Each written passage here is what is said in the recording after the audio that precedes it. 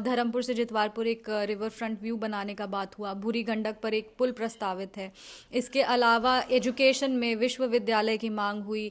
तो ये सारी बहुत खुशी की बात है कि हमारे समस्तीपुर जिला में सिर्फ नेता ही नहीं बल्कि समस्तीपुर की बेटी होने के नाते भी आज बहुत खुशी का पल है हमारे लिए कि हमारे माननीय नेता, हमारे माननीय मुख्यमंत्री श्री नीतीश कुमार जी का आगमन समस्तीपुर में है। और सिर्फ आगमन ही नहीं, उनके आने से यहाँ पे लगभग 51 योजना, जितनी भी योजनाएं थी उसकी स्वीकृति मिली है।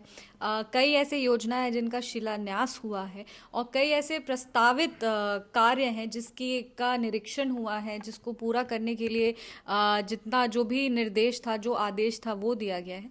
तो आज बहुत सिर्फ हमारे लिए नहीं, समस्तीपुर वासियों के लिए भी बहुत खुशी की बात है। और इस मतलब ये चीज़ हम कह सकते हैं कि एक बेटी होने के नाते हमने अपनी जो राजनीतिक जन्मभूमि है उसको एक वादा किया था कि हम मुक्तापुर और भोला टॉकीज जो आरओबी है उसका निर्माण कार्य को पूरा करके दिखाएंगे। और ये सिर्फ सांसद होने के नाते नहीं, पर जैसा कि हमने कहा, एक बेटी होने के नाते हमने अपनी राजनीतिक भूमि से ये वादा किया था।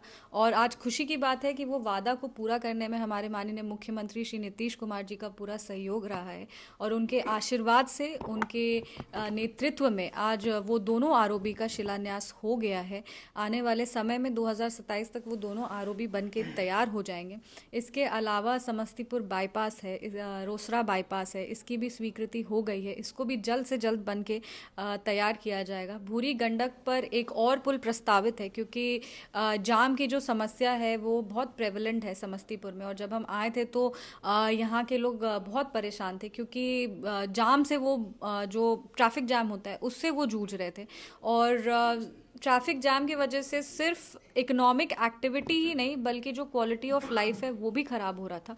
और इसके अलावा लोग ऐसे कहते थे कि हम लोग के पास आने जाने का जो साधन नहीं है, उससे लोग शॉपिंग करने लहरिया सराय जाते थे। जो मार्केट था, मार्केट ज़्यादा प्रेवलेंट लहरिया सराय का हो गया था और इधर समस्तीपुर की तरफ लोग नहीं आते थे।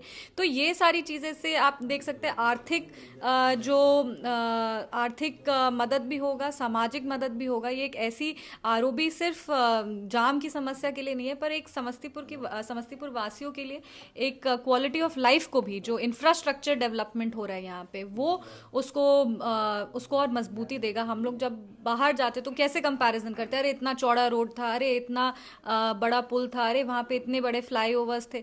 तो वैसा फ्लाईओवर, वैसे बड़े पुल और वैसे सड़क का निर्माण अब समस्तीपुर में भी हो रहा है। ये बहुत खुशी की बात है।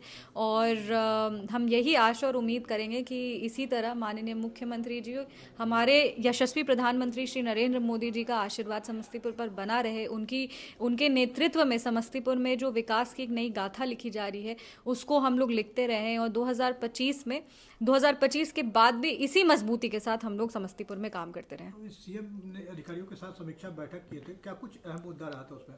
समीक्षा बैठक की, देखिए, समीक्षा बैठक में हर जनप्रतिनिधि को अपनी मांग को, अपनी बातों को रखने का मौका मिलता है। और उसमें समीक्षा बैठक में ऐसा होता है कि जनप्रतिनिधि अगर कोई कार्य बता रहे हैं तो उसका तुरंत वहाँ पे जो भी निर्देश देना होता है या जो भी प्रस्तावित रहते हैं उसमें जो निरीक्षण करना होता है वो सारे चीज़ों का आदेश दिया जाता है। तो बहुत कोऑपरेटिव वहाँ का इन्वायरमेंट रहा है। जितने भी जनप्रतिनिधि थे उन लोग ने अपने विधानसभा का, 2 लोकसभा है, उजियारपुर लोकसभा, समस्तीपुर लोकसभा, अपने अपने लोकसभा की बात उन्होंने रखी, अपने अपने विधानसभा की बात उन्होंने रखी।